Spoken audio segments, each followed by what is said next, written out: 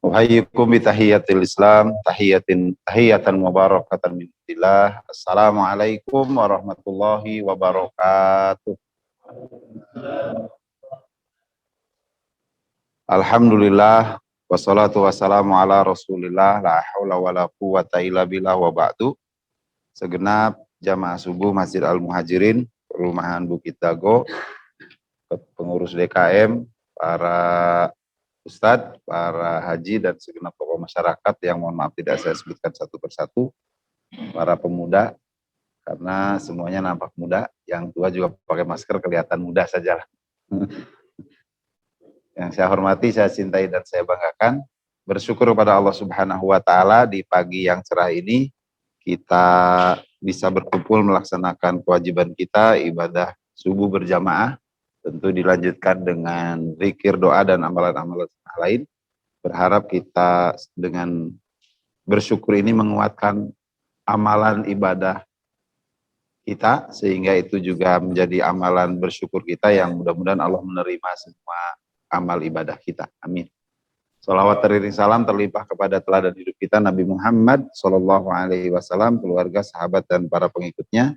Dengan sholawat kita berharap Allah menerima segenap doa-doa kita, Allah mengangkat derajat kita, hingga kelak kita dipertemukan oleh Allah di surga, kita dipertemukan dengan baginda tercinta Nabi Muhammad SAW, dan di dunia juga mudah-mudahan diangkat derajat kita dengan diberi kebahagiaan dan keridhaan Allah Subhanahu wa Ta'ala. Jamaah subuh rahimakumullah, kita lanjutkan tadabbur ayat-ayat Al-Quran, tadabbur kita terhadap ayat-ayat Al-Quran, dan juga jamaah yang di rumah masing-masing, jamaah Zumiyah yang saya hormati, kita melanjutkan bertadabbur ayat-ayat Al-Quran, dan tema di pagi ini adalah Allah memudahkan Al-Quran untuk jadi pelajaran dan jadi peringatan, dan ini adalah bagian dari pelajaran dengan mempelajari sejarah, peringatan dengan mempelajari sejarah. Pengantarnya, dalam Al-Quran hampir sepertiga itu berisi tentang sejarah. Bahkan ada satu surat berjudulnya Al-Qasas. Satu surat judulnya Al-Qasas, yaitu kisah-kisah. Di antara kisah awal di surat itu adalah tentang karakter Fir'aun dan perjuangan Nabi Musa untuk mengalahkan Fir'aun. Kemudian surat-surat lain yang tidak berjudul sejarah juga banyak isi sejarah. Di Al-Fatihah sejarah singkatnya adalah bagaimana dulu ada orang-orang yang diberi nikmat oleh Allah, syiratal ladzina an'amta alaihim. Nah, an'amta alaihim itu mengandung 4 kelompok. Orang-orang yang diberi nikmat oleh Allah itu mengandung 4 kelompok. Dijelaskan di surat An-Nisa ayat 69. Wa may yuti'illah wa rasulah ulaika ma'al ladzina an'amallahu alaihim.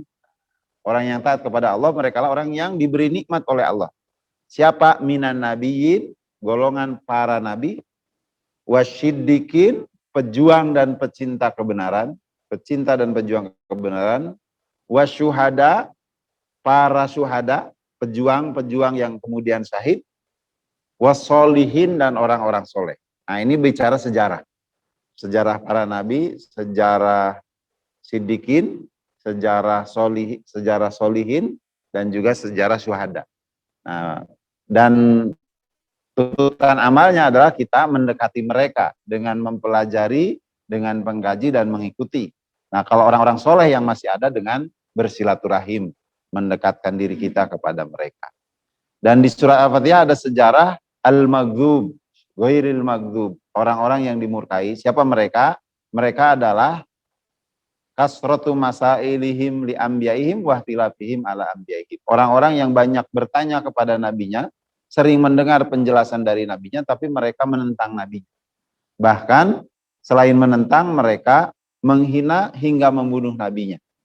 Yang secara umum adalah karakter Bani Israel Yahudi. Nah, itu al-maghdub. Dan kedua ada sejarah al-dhalim, orang-orang yang sesat, yang sudah diberi contoh oleh para nabinya, yang sudah dikasih petunjuk dengan firman Allah oleh para nabinya agar beribadah kepada Allah saja, tapi mereka menambah sesembahan. Wa qalatil yahudu Uzair ibnullah, bahkan menjadikan manusia sebagai anak Allah yang kemudian dianggap Tuhan. Ini Yahudi dan Nasrani dua-duanya sama. Wa qalatil masih wa qalatin nasara al-masih ibnullah. Orang Nasrani mengatakan al-masih putra Allah. Nah, ini al-dhalin. Sehingga pengembangan ad-dhalin adalah siapapun yang mengadakan sesembahan selain Allah, termasuk kaum musyrikin. Nah, di surat Al-Fatihah yang singkat itu pun Allah menyampaikan sejarah, cuma dalam bentuk rangkuman yang sangat ringkas. Di surat Al-Baqarah juga ada sejarah, di surat Ali Imran ada sejarah, innallaha astafa Adama wa Nuha wa ala Ibrahim wa ala Imran alal alamin. Di situ ada sejarah singkat di ayat itu, kisah Nabi Nuh, kisah Nabi Adam. Mereka menjadi manusia pilihan dengan perjuangannya, sekalipun ada anggota keluarganya yang tidak taat. Dan ada perjuangan yang diikuti oleh perjuangan keluarga semuanya, seperti keluarga Nabi Ibrahim. Dan juga perjuangan sejarah keluarga Imran, yang menghadirkan generasi, karena baik dan perjuangan Imran dan istrinya, itu menghadirkan cucu menjadi seorang nabi, yaitu Nabi Isa. Tapi diawali dengan perjuangan Imran dan istrinya, menghadirkan Maryam. Maryam diperjuangkan pendidikannya hingga dititipkan pendidikan ke Nabi Zakaria, maka kemudian hadirlah Nabi Isa alaihi salam. Nah, ini banyak sejarah. Nah, di pagi ini insya Allah kita mengkaji sejarah dari surat yang judulnya adalah bulan. Nah, judulnya bulan, tapi isinya sejarah. Nah, dan tentu ini ada pelajaran, nanti ada 4 ayat yang diulang-ulang, dan insya Allah kita mudah untuk menghafalnya. Sebagai bukti bahwa Al-Quran itu mudah, dan kemudian Allah memudahkan bagi kita untuk mendapatkan pelajaran. Surat Al-Qamar diturunkan dari berbagai penjelasan mufassirin, para tafsir itu di tahun kelima kenabian.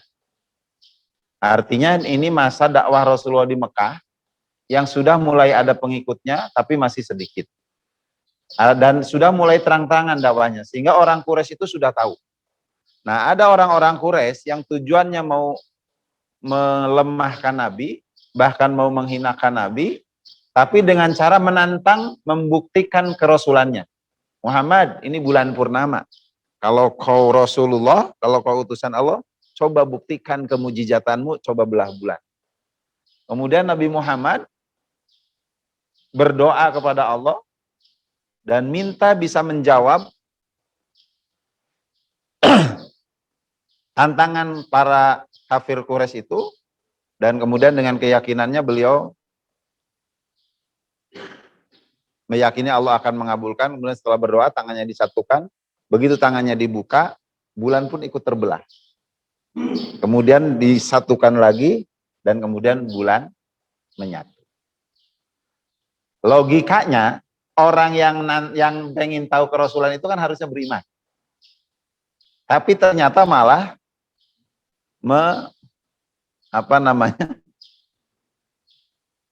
mengejeknya, menghinanya dengan tuduhan yang luar biasa. Kita baca ayatnya. A'udzubillahi minasyaitonirrajim. Bismillahirrahmanirrahim. Iqtarabati sa'atu wansaqqal qamar. As-sa'ah iqtaroba. Kalau qoroba dekat, kalau iqtaroba sangat dekat, lebih dekat. Sudah lebih dekat, sudah mendekat waktunya as-sa'atu kiamat. Mufassir menjelaskan ini bisa kiamat kubro karena Nabi Muhammad akhir zaman, sehingga dengan kiamat dengan nabi-nabi yang lain lebih dekat Nabi Muhammad. Tapi juga bisa dikatakan kiamat sugro ini lebih sudah dekat banget karena orang-orang banyak yang tidak mau beriman, orang-orang dikasih petunjuk malah menantang. Wansaqqal qamar. Nah, di antara tanda-tanda kiamat sugro adalah bulan terbelah, dan sudah diberi tanda pun tetap tidak beriman. Nah, kemudian pengembangan dari tanda-tanda kiamat banyak akhirnya. Ada yang kubro, nanti matahari terbit dari barat, kemudian orang berlomba-lomba menunjukkan kemewahannya dengan membangun bangunan setinggi-tingginya gitu. Tapi tentu dekatnya pun bukan hitungan hari, bukan hitungan bulan, bisa jadi hitungan tahun. Nah, dan juga tanda-tanda kiamat sugro. Nah, termasuk antal lidal ammatu robataha, ketika majikan dilahirkan oleh hamba sahaya, oleh budak. Artinya orang tua, artinya seorang anak berani menjadikan orang tua sebagai hamba sahaya. Dan lain sebagainya. Tapi yang kemudian ditegaskan di surat ini adalah ketika ada orang Quraisy, kafir Quraisy menantang dan minta ditunjukkan ciri-ciri kenabian, mukjizat kerasulan, apa yang terjadi? Wa iyyarau ayatai yu'ridu, ketika mereka melihat mukjizat, melihat tanda-tanda kerasulan, tadi bulan bisa terbelah kemudian disatukan lagi, yang tidak terjadi oleh orang lain, yu'ridu, mereka justru berpaling, mereka menolak, mereka enggan untuk mempercayainya, padahal mereka yang minta. Wa yaqulu, dan kemudian mereka pada berkata, sihrun mustamir, ini sihir yang abadi. Muhammad itu ditantang apapun mainnya sihir aja gitu. Ini adalah fitnah keji, hinaan yang luar biasa. Tapi ya memang seperti itulah orang kafir. Nah, makanya di antara karakter atau di antara kata kunci yang saya tulis di sebelah kiri dari Bapak sekalian, itu kaitannya dengan risalah, ada orang-orang yang mendustakannya, al-kidb. Maka nanti termasuk diulang-ulang juga ayat fakaifa kana adzabi wa nuzur. Betapa dahsyatnya siksaku dan peringatan atau ancamanku. Nah, itu peringatan dan ancaman itu hadir karena mereka mendustakannya. Nah, maka diulang-ulang juga nanti fakadzabu, mereka mendustakannya. Termasuk kafir Quraisy mendustakan Nabi Muhammad SAW. Ini sejarah pertama. Di zaman Nabi, banyak orang yang didakwahi, bahkan mereka tanda petik mau mendengar, tapi untuk mencari kesalahan, bahkan untuk melemahkan. Mendengar, engkau memang Rasul, coba buktikan kerasulanmu. Sudah dibuktikan, ternyata sihrum mustamir. Mereka mengatakan, wah ini mah sihir yang terus menerus, sihir yang abadi. Nah, maka satu tokoh yang karakternya mewakili dan menjadi contoh yang luar biasa, itu diabadikan dan jadi judul surat, yaitu Abu Lahab. Ini karakter orang kafir Quraisy, bahkan saudaranya Nabi Muhammad. Itu kalau ada orang mau datang ke Mekah dari luar Mekah untuk ketemu Nabi Muhammad, ingin tahu kerasulan, itu mereka mengatakan, Abu Jahal itu mengatakan, Abu Lahab mengatakan, mau kemana kau? Mau ke Muhammad, mau nyari informasi tentang kerasulan Nabi Muhammad. Karena berdasarkan informasi dari pendahulu-pendahuluku, bahwa Rasul terakhir datang adalah Ahmad atau Muhammad, dan beritanya ada di Mekah ini. Itu Abu Lahab itu langsung mengatakan, pulang, kamu pulang. Jangan temui dia. Innahu syahirun kadzab. Sesungguhnya Muhammad itu tukang sihir dan tukang pendusta. Jadi sudah dua penghinaan dan disebarkan. Maka Abu Lahab distempel menjadi orang yang celaka. Semua amalnya, semua perbuatannya, semua upayanya. Dan termasuk dengan istrinya yang memprovokasi. Jadi Abu Lahab itu selain menjadi contoh secara personal, juga contoh keluarga yang dua-duanya ingkar kepada Allah, dua-duanya mendapatkan siksa. Nah, ada 4 tipe keluarga di Al-Quran itu. Keluarga model Abu Lahab, dua-duanya celaka. Ada keluarga yang istrinya selamat, suaminya celaka, Fir'aun dan Asyah, istrinya dijamin masuk surga. Ada yang suaminya selamat, istrinya celaka, Nabi Nuh dan Nabi Lut. Nah, nanti Nabi Nuh ada di sejarah surat Al-Qamar sama Nabi Lut. Dan yang keempat, contoh keluarga yang dua-duanya selamat.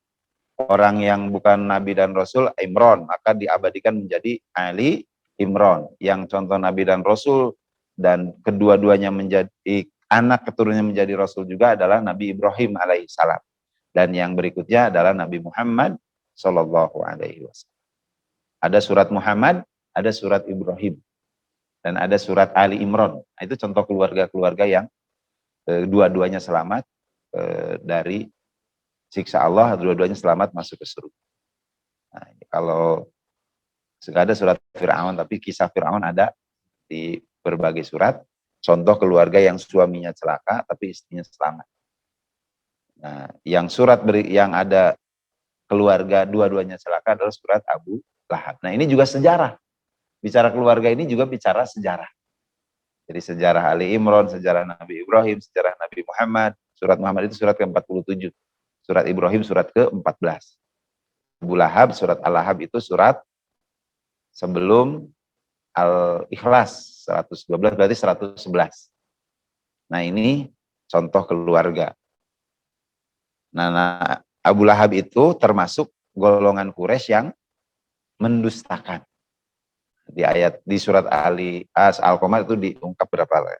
Wa kadzabu, nah di ayat ketiganya dijelaskan, dan mereka mendustakan. Jadi mendustakan itu tahu tapi tidak mau mempercayainya, tahu tapi menyampaikannya tidak sesuai dengan faktanya, tahu bahkan bisa jadi memahaminya dengan baik tapi tidak mau mengamalkannya, itu mendustakan. Maka ini juga peringatan bagi kita, jangan sampai kita masuk golongan orang yang berdusta, yang tahu tidak mengamalkannya, bahkan mencari-cari alasan untuk menolaknya. Ya, seperti ini sebenarnya secara singkat itu mereka mencari alasan untuk menolak kerasulan Nabi Muhammad. Maka membalikan dengan tuduhan yang hina, yaitu wah ini mas sihir yang abadi, Muhammad ditanya apapun jawabannya dengan sihir. Na'udzubillah. Jadi itu disebut kadzabu, mereka mendustakannya. Wattaba'u ahwa'ahu. Di antara orang yang suka berdusta itu karena apa? Wattaba'u, karena mereka mengikuti ahwa'ahu, hawa nafsunya, keinginannya, menginginkan kesenangannya. Jadi inginnya mereka tidak mau beribadah mengikuti Nabi Muhammad. Inginnya mereka beribadah seperti yang dilakukan oleh pendahulunya dengan bebas, semaunya. Tidak terikat waktu, semau hawa nafsunya, dan lain sebagainya. Yang kayak seenaknya sendirinya, kehormatan itu dilihat dari kekuatan dan kekayaannya. Nah, sehingga begitu Nabi Muhammad diutus untuk merubah peribadahan, untuk memperbaiki akhlak, dan lain sebagainya, semua kebaikan-kebaikan yang didakwahkan oleh Rasulullah itu mereka tidak mau. Nah, sehingga mereka mendustakan dan mereka tetap ittaba'u ahwa'ahu, mereka mengikuti hawa nafsunya. Wa kullum amrin mustaqir, padahal semua urusan sudah ditentukan oleh Allah. Nah, di antara ketentuannya ya ini alam semesta, Allah yang mengaturnya, Allah memang yang harus disembah satu-satunya, dan nanti konsekuensinya yang berdusta, yang kufur, ya akan mendapatkan siksa baik di dunia maupun di akhirat. Bahkan ada yang dari dunia sampai nanti di akhirat, ada yang ditunda di akhirat saja, ada yang di dunia diingatkan saja, tapi kemudian dibiarkan lagi, baru nanti disiksa di akhirat. Nah, tinggal kita mau ngambil pelajaran apa tidak. Maka nanti dengan peristiwa-peristiwa yang dikisahkan di surat Al-Qamar, Allah selingi setiap peristiwa itu dengan kalimat, dengan ayat, walaqad yasarnal qur'ana lidzikri fahal mim mudzakir. Walaqad, dan sungguh nyata, yasarna, kami telah memudahkan. Allah yang berfirman, artinya suatu keniscayaan pasti mudah. Al-Qur'ana, memudahkan apa? Memudahkan Al-Qur'an lidzikri, untuk menjadi zikir, untuk menjadi pelajaran dan peringatan. Ada ibroh, ada gambaran, ada nasihat. Maka Sobuni di sini mengambil dari berbagai mufassirin adalah mimma wa'iduhu, dari ada mau'idoh di dalam. Pelajaran yang mengingatkan kita. Fahal mim muddakir. Apakah atau siapakah yang mau mengambil pelajaran? Artinya apa? Ada orang yang sudah mendapatkan pelajaran, tidak mau mendapatkan pelajaran, tidak mau mengambil. Nah, ini mengingatkan kepada kita. Sudah Allah mudahkan dengan sepertiga Al-Quran isinya kisah dan banyak pelajaran-pelajaran. Nah, termasuk Nabi Muhammad itu yang mendapatkan pelajaran itu dan sangat mudah bagi beliau, dan beliau mengambil semua pelajaran dari Al-Quran. Makanya bagi kita sebenarnya lebih luas lagi. ada pelajaran dari kisah-kisah Nabi sebelum Nabi Muhammad, dan ada pelajaran dari kisah Nabi Muhammad sendiri. Kalau Nabi Muhammad mendapatkan pelajaran dari Allah sejarah Nabi-Nabi terdahulu, dan kemudian menenangkan beliau, menguatkan perjuangan beliau, karena Nabi sebelumnya juga luar biasa dahsyat. Ketika beliau mendapatkan tekanan kaum Quraisy, itu turun surat Yusuf.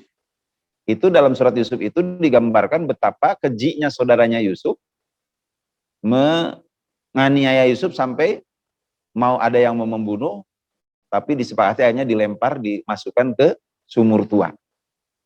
Nah sehingga, ini bukan lubang buaya ya, sehingga membuat Nabi Muhammad kuat. Ya kalau dihina oleh pamannya, wajar dulu Yusuf dilemparkan oleh saudaranya, oleh kakak tiri.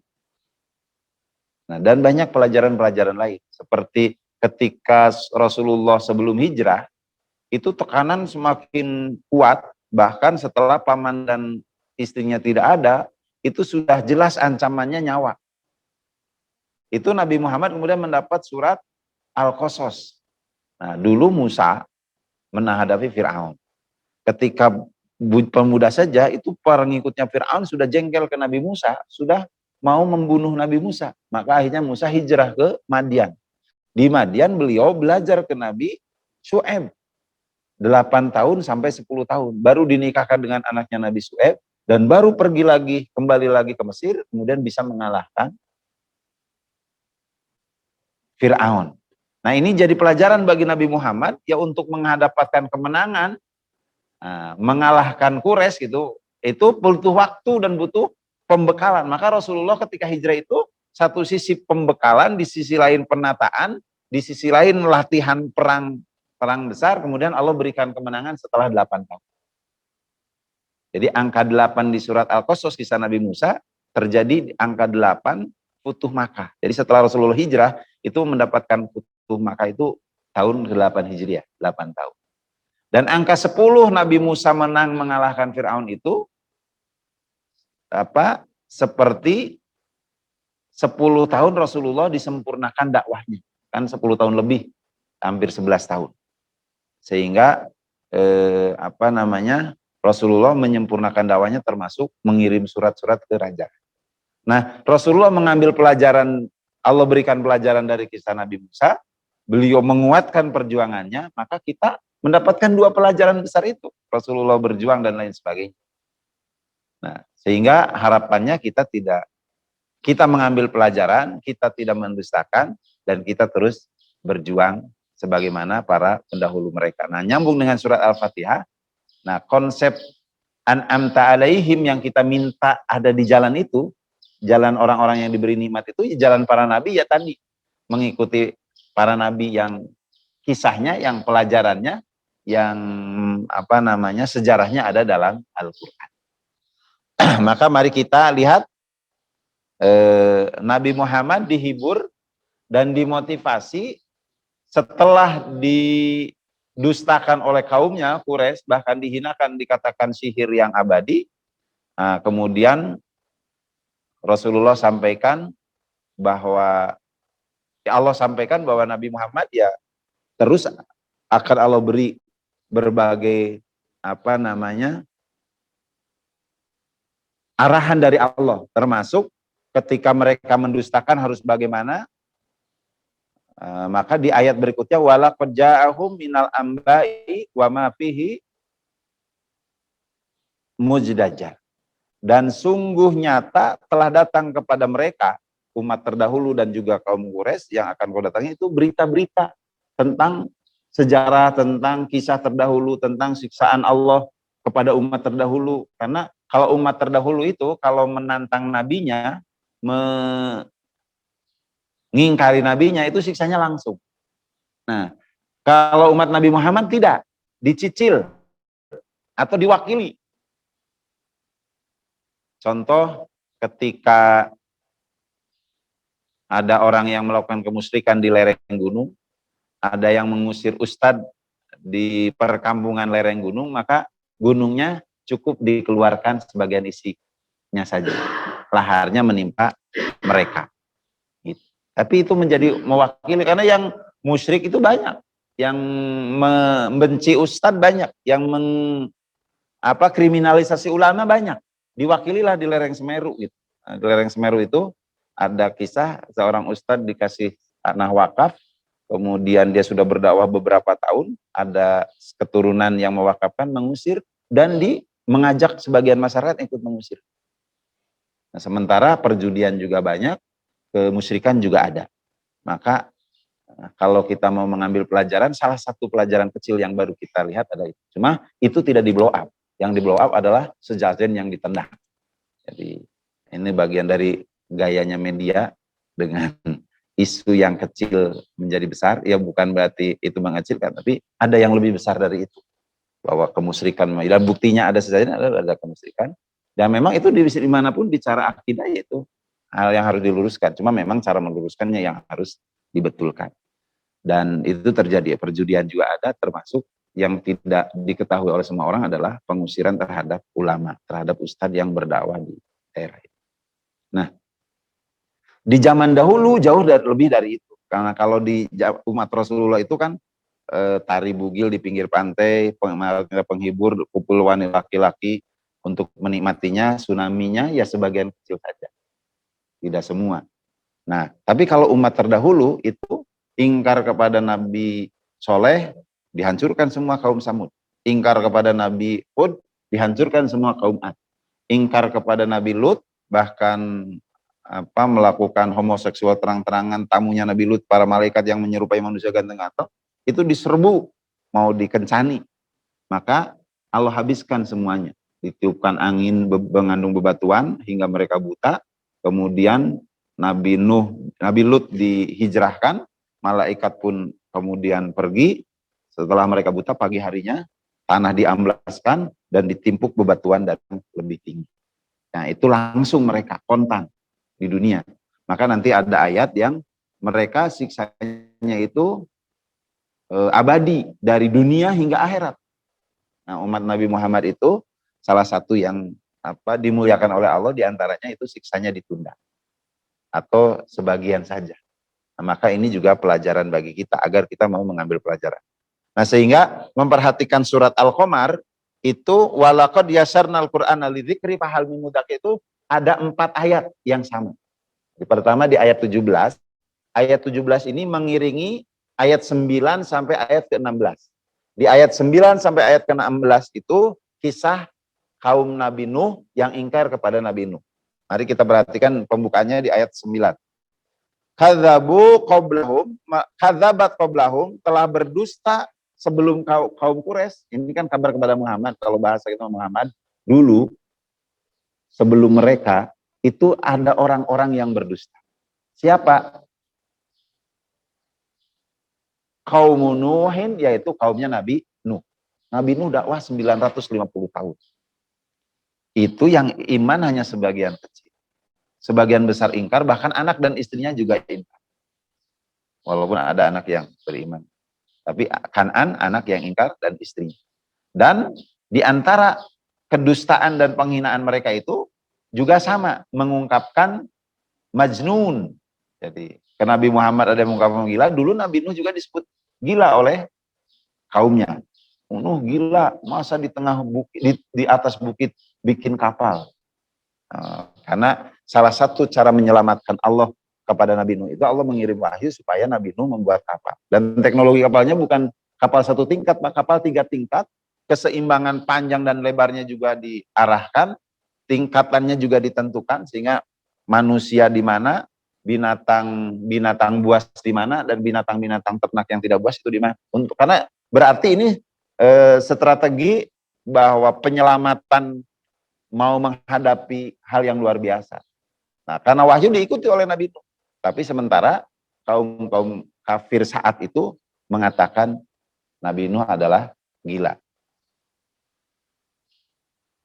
Nah, kemudian karena Nabi Nuh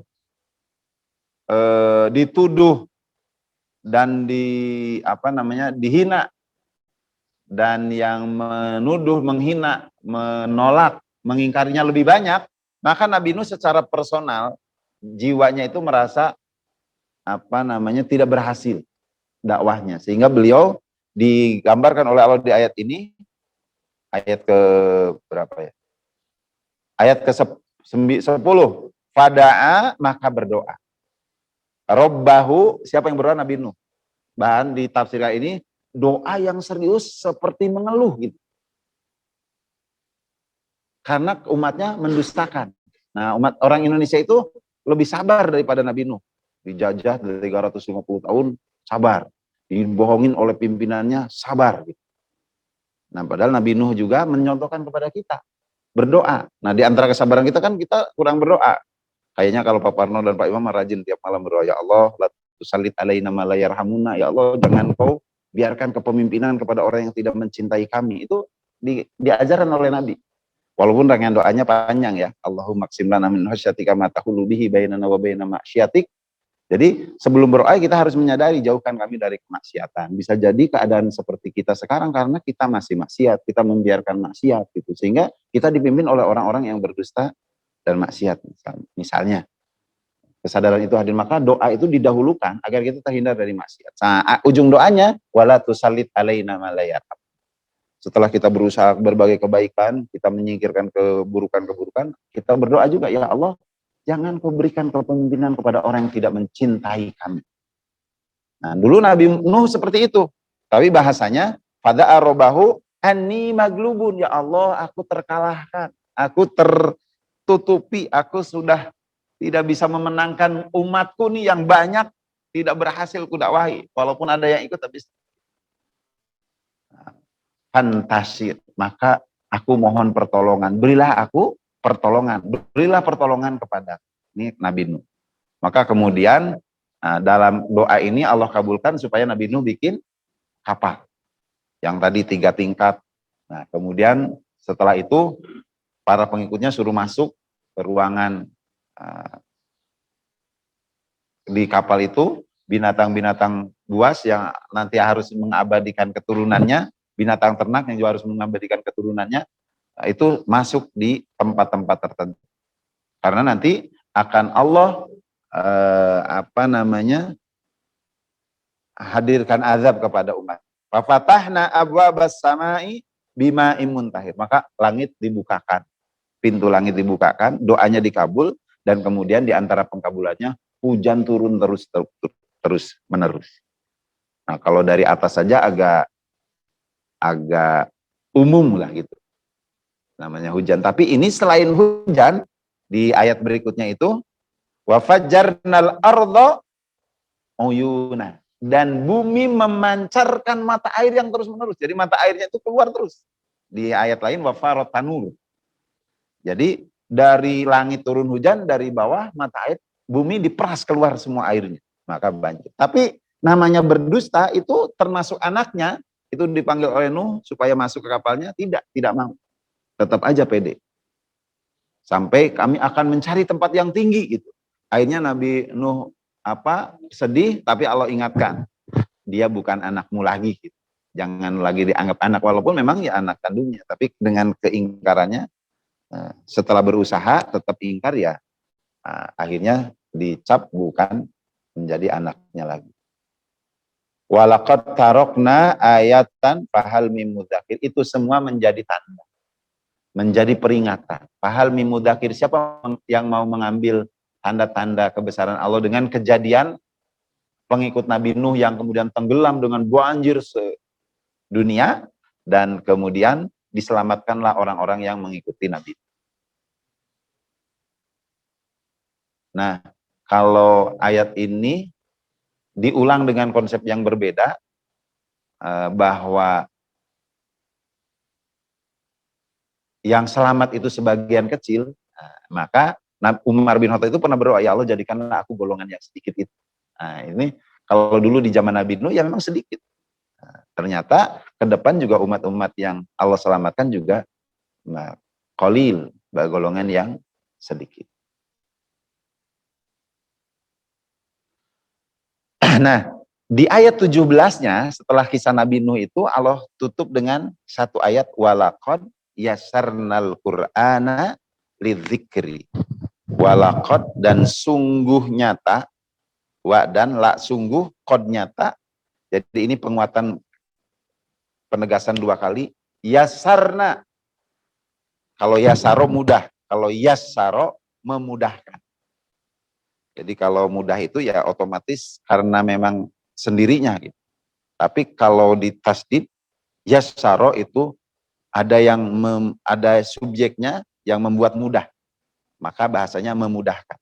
Kalau bahagia, nah kita bahagia dengan sendirinya gitu. Misalnya, tapi kalau namanya faroha, fariha bahagia. Tapi kalau farroha membahagiakan, berarti ada orang yang membahagiakan. Kalau orang datang memberi hadiah, nah dia datang membahagiakan. Nah, namanya ditasdid tengahnya, farroha. Nah, yasarna itu kami membahagiakan. Allah terus memudahkan. Walaqad yasarna dan sungguh nyata kami telah memudahkan Al-Qur'an terhadap Al-Qur'an lidzikri untuk peringatan, untuk nasihat, untuk pelajaran. Jadi pelajaran. Fahal mim mudzakir, maka siapakah yang mau mendapatkan pelajaran. Nah, kisah Nabi Muhammad dan kisah Nabi Nuh ini pelajaran yang Allah mudahkan. Di antara mudahnya, siapa yang berdusta terhadap risalah, fakaifa kana adzabi wa nurur, betapa dahsyatnya siksaku dan peringatan. Kalau dulu memang sebagian umatnya mengancam, Allah timpakan langsung. Jadi sekarang kalaupun mengancam, umat Nabi itu disayang oleh Allah. Bicara akhirat, ada yang mengatakan, wah menghayal itu, masih disayang, dibiarkan tidak. Bahkan ada yang mengancam, siapa yang ingin udah siap masuk ke neraka, reuni di neraka. Nah, kan ada juga kan di Indonesia itu. Tapi masih dibiarkan oleh Allah. Itu ditunda siksanya. Kalau umat terdahulu langsung. Nah, supaya menjadi pelajaran, jangan sampai kita, karena kita tidak tahu kan, kalau kita lalai dengan peringatan itu, bisa jadi Allah ambil nyawa kita dalam keadaan belum banyak ibadah kan rugi. Maka peringatan ini supaya kita mempersiapkan bekal untuk akhirat. Nah, kembali ke surat Al-Fatihah, dalam rangka persiapan ini, maka kita yakini Maliki Yaumiddin, Allah yang menguasai hari pembalasan. Kita lanjut di pelajaran ketiga ya, pertama Nabi Muhammad, kedua Nabi Nuh. Kisah Nabi Nuh itu Allah tutup dengan walaqad yassarnal Qur'ana lidzikri. Nah, di ayat ke-18 itu Allah berkisah tentang kaum Ad. Kaum Ad itu kaum yang memiliki apa? Kelebihan pertanian dan tempat tinggalnya. Begitu mereka diutus Nabi Hud, mereka juga mendustakannya. Di ayat ke-18. Kadzabat Adun fakaifa kana adzabi wa nuzur. Jadi kalau pelajaran kedua setelah diingatkan di atas itu tidak harus didetilkan, tapi cukup disebutkan dulu kaum Ad mendustakan, telah berdusta. Betapa dahsyatnya siksaku dan ancamanku terhadap orang yang berdusta. Nah, tentu ini menjadi apa, kapan, bagaimana kaum Ad itu? Maka ada di ayat lain dan juga di penjelasan Rasulullah terkait keberadaan kaum Ad, yaitu kaumnya Nabi Hud. Nah, termasuk ada di surat Hud. Di ayat ini dijelaskan tapi tidak banyak, hanya 5 ayat. Inna arsalna alaihim rihan sorsorin yaumana sin mustamir ya. Sesungguhnya kami utus kepada mereka rihan angin sorsorin yang keras terus menerus lagi. Di surat Al-Haqqah, surat ke-69 itu dijelaskan, menguatkan ayat ini. Jadi pengulangan sejarah itu selain mengingatkan, juga menguatkan. Maka di surah Al-Haqqah mal-Haqqah wa ma adraka mal-Haqqah, ini jelasin hari kiamat. Kadzabat Samudu wa Adum bil Qari'ah. Dulu kaum Samud dan kaum Ad berdusta terhadap hari kiamat. Mereka tidak yakin dengan hari kiamat, mereka merasa tidak bakal dibalas, tapi kalau sudah terjadi pasti akan mereka mengimaninya, merasakannya, karena belum kiamat kubro saja, baru kiamat sugro mereka dihancurkan, baru mereka sadar, tapi sudah seperti Fir'aun, kesadarannya yang sudah tidak bisa menyelamatkannya. Surat Al-Haqqah.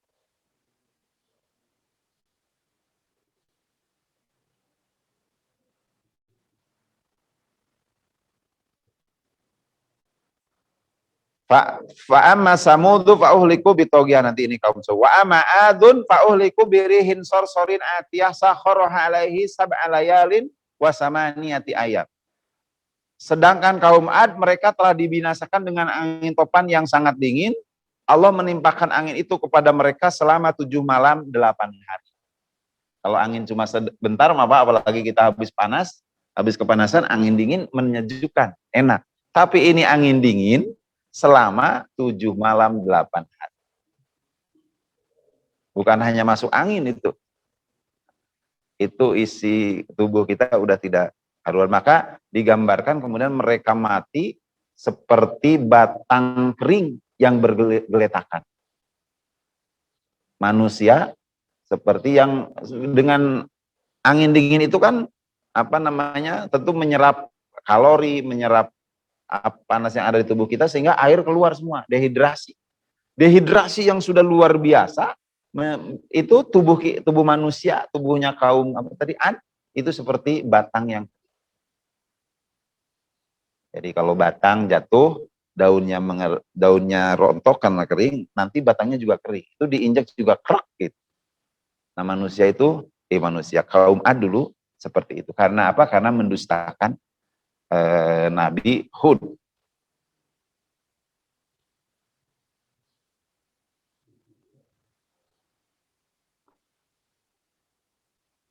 Yauma nahsin mustamir. Jadi anginnya itu di hari naas, hari yang menyedihkan, hari siksaan bagi mereka, dan terus menerus itu angin. Yang di surat Al-Haqqah dijelaskan 7 malam, sab'a layalin, wasamaniyata ayam, dan 8 hari, seminggu.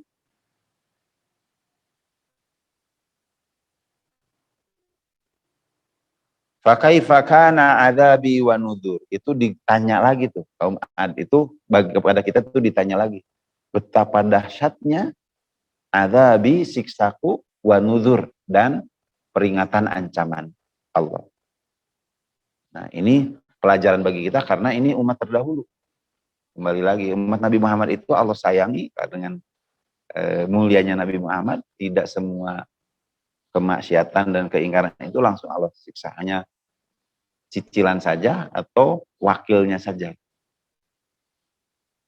Maka kemudian ditutup lagi di surat Al-Qamar ayat ke-22-nya, walaqad yassarnal Qur'ana lidzikri fahal mim mudzakir. Dan sungguh kami mudahkan Al-Qur'an untuk menjadi pelajaran peringatan siapa yang mengambil pelajaran. Ternyata sudah jam 6, saya singkat yang berikutnya. Nanti ada kisah kaum Samud. Kisah kaum Samud itu ayat 23 sampai ayat 31. Di ayat 32-nya ditutup walaqad yassarnal Qur'ana lidzikri fahal mim mudzakir. Nah, kaum Samud itu istimewa, punya bangunan-bangunan mewah dari bebatuan. Ada bebatuan yang disusun, ada bebatuan yang diukir. Nah, sehingga ketika Nabi Soleh diutus kepada mereka, ditantangnya pun, coba apa kehebatanmu? Bisa kok menghadirkan hewan dari batu? Berdoa, Allah hadirkan kemujizatan Nabi Soleh itu, sapi atau lembu dari batu. Tapi sudah kayak gitu pun disebut sihir dan dusta juga. Wah, ini sihir juga nih. Jadi sama, ini mengingatkan kepada Nabi Muhammad, dulu Nabi Soleh juga demikian. Nah, begitu Nabi Soleh untuk mengutus mereka memberi peringatan, sampai salah satu peringatannya itu kan mereka maju juga di bidang pertanian, butuh air, diingatkan, air yang Allah berikan itu cukup untuk kebutuhan. Maka berbagilah, sebagian silahkan pakai untuk pertanianmu, sebagian sediakan untuk sapi ini. Tapi apa jawaban mereka? Mereka malah, wah dengan ada sapi ini merugikan nih. Jadi air yang untuk mereka berkurang nih. Akhirnya dibunuh itu, sapinya disembelih, dinikmati. Itu kan menolak, mengejek, dan perbuatannya juga merendahkan sekali kepada Nabi Soleh. Maka kaum Samud kemudian dikirim soihatan wahidah, suara besar yang sekaligus besarnya. Dengan suara itu gendang telinga rusak, tubuhnya hancur. Dan sama itu diibaratkan manusia yang bergelimpangan, tidak jauh seperti batang kering yang bergelimpangan. Jadi ini juga pelajaran bagi kita. Tubuh kita itu butuh keseimbangan kondisi alam. Kalau dingin terus kita bikin sakit, bahkan bisa meninggal. Jangankan dingin terus, suasana kayak gini pancaroba pun kan membuat mudah sakit. Sudah sakit ditakut-takutin lagi. Akhirnya tambah sakit lah. Yang biasanya zaman dulu cukup seminggu, benar jadi sakitnya 2 minggu. Karena suruh istirahatnya 2 pekan. Karena tidak semua kena virus kan. Maksudnya tidak semua kena Omikron. Ada yang virus biasa tapi kekhawatiran itu membuat kita. Dan saya mengalami, jadi 5 hari saya nggak ke masjid, karena gejala yang saya alami 80% lebih sama gitu. Tapi begitu di swab negatif, ya barulah bebas. Memang ya kalau belum di ini, kayaknya luar biasa gitu, karena opini yang membangun kita. Nah di surat ini, bahwa keseimbangan itu ada jadi pelajaran bagi kita, termasuk telinga kita itu nikmat yang harus dijaga. Karena dulu kaum Ad itu disiksanya dengan suara yang membuat rusak telinganya dan berdampak rusak kepada tubuhnya. Nah setelah kaum Ad dikisahkan di ayat 32-nya Allah tutup walaqad yassarnal Qur'ana lidzikri fahal mim mudzakir. Jadi ini ayat 17. Nah, nanti 18 sampai 21 kisah kaum Ad. Nanti ada di ayat kedua-dua, walaqad yassarnal Qur'ana lidzikri. Nah, baru kisah kaum Samud dari 23 sampai 31. Ayat ketiga-duanya, walaqad yassarnal Qur'ana lidzikri. Nah, di 33 sampai 39 kisah kaum Nabi Lut. Nah, di ayat ke-40-nya, walaqad yassarnal Qur'ana lidzikri. Jadi ada 4 ini. Nah, baru setelah 40, walaqad ja'alu fir'aun. Fir'aun juga demikian. Fir'aun itu lebih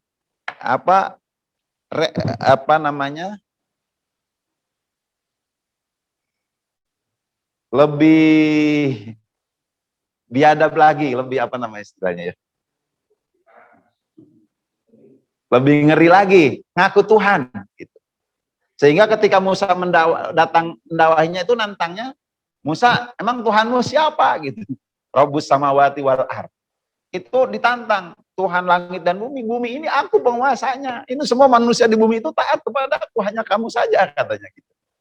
Orang Bani Israel udah aku kondisikan tidak ada yang menentang gitu, hanya kamu saja gitu. Itu bahasanya Firaun. Kalau Tuhan langit, aku nanti akan temui. Ini sombongnya Firaun nih. Aku akan temui Haman, bikinkan piramida yang tinggi, aku akan naik. Nanti aku temui Tuhannya Nabi Musa. Itu ngejeknya ke Nabi Musa. Tapi Nabi Musa ini pelajaran bagi kita bahwa Muslim itu harus ngikutin para nabinya, harus pintar gitu. Jadi Nabi Musa itu setelah dijawab oleh Firaun kayak gitu, Firaun, selain Tuhan langit dan bumi, Tuhanku ada Tuhan kalian, Tuhan nenek moyang kalian, Tuhan ibu, bapak, nenek, kakek, dan pendahulu kalian. Berpikir tuh, termasuk pengikut Firaun yang tadinya tidak berpikir benar juga ya. Kalau Firaun menjadi Tuhan, itu kan berarti Tuhan manusia sekarang. Terus ibu dan bapaknya, masa ibunya sudah ada Tuhannya baru lahir gitu. Nah sebagian sudah mulai ada yang berpikir. Cuma mau ngikutin Nabi Musa, tidak berani. Maka setelah Musa hadir mukjizatnya mengalahkan tukang sihir, sebagian baru mengikuti. Satu sisi tadi yang kuat, yang sudah berpikir dengan pendapatnya intelektualitas Nabi Musa, di sisi lain karena melihat mukjizatnya Nabi Musa. Tapi sebagian besar tetap mendustakan. Termasuk tipe penguasa itu susah dikasih nasihat. Ketika kalah kebenarannya, ya akhirnya kekuatan yang dikerahkan. Maka Nabi Fir'aun kemudian ngejar-ngejar Nabi Musa. Nah itu jurusnya penguasa. Kalau sudah kalah argumen ya senjata, kekuatan ya.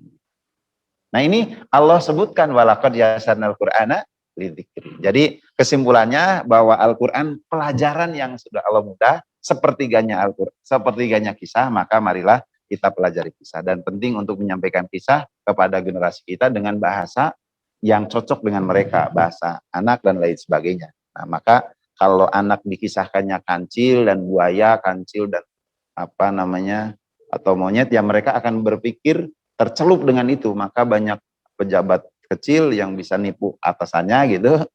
Nah, karena dulu kancil seperti itu. Tapi kalau dikisahkannya Nabi Musa, kisahkannya Nabi Nuh gitu, maka dengan penuh kesabaran, dengan penuh perjuangan, tetap akan berjuang berdakwah, bertaat kepada Allah dengan doa, tidak menyerah walaupun secara zahir kalah duluan, tapi nanti Allah akan memberikan kemenangan sebagaimana kemenangan yang diberikan kepada Nabi Nuh, kemenangan yang diberikan ke kaum Lut, bahkan kemenangan yang diberikan kepada Ashabul Kahfi yang secara fisik tidak bertempur, tapi mereka diselamatkan dengan diungsikan ke dalam gua. Jadi banyak kisah di dalam Al-Quran. Hadanallahu wa iyyakum ajmain. Ini yang bisa saya sampaikan, mudah-mudahan benar kita bisa mengambil pelajaran dari Al-Quran, dan dari pelajaran itu tentu mengarahkan kepada kebaikan-kebaikan kita, karena Al-Quran adalah hidayah, petunjuk, Al-Quran juga adzikru, nasihat, dan juga Al-Quran mengobati. Jangan sampai kita, jadi selain obat penyakit, juga obat perasaan, jangan sampai kita putus asa melihat keadaan. Jadi kalau suruh kecilkan suara speaker, ya jangan putus asa. Masih ada dakwah-dakwah lain, speakernya tetap ada, dakwah lain, ya berarti terus digencarkan. Wallahu a'lam bishawab. Billahi taufiq wal hidayah. Assalamualaikum warahmatullahi wabarakatuh.